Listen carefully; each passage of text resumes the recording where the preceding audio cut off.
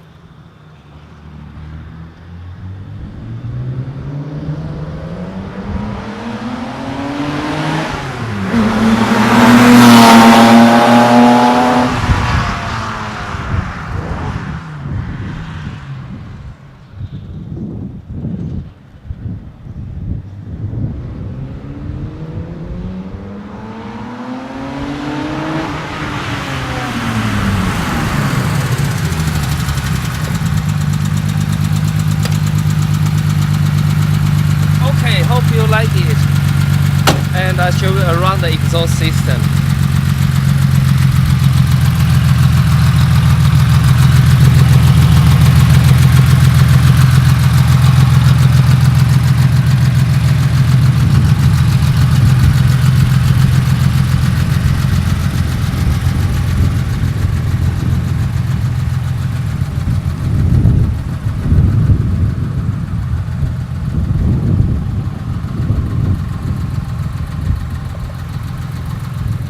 Okay, thank you so much. So if you want to see more video, more sound of this Porsche, you can ask me question below here, and don't forget to subscribe my YouTube channel.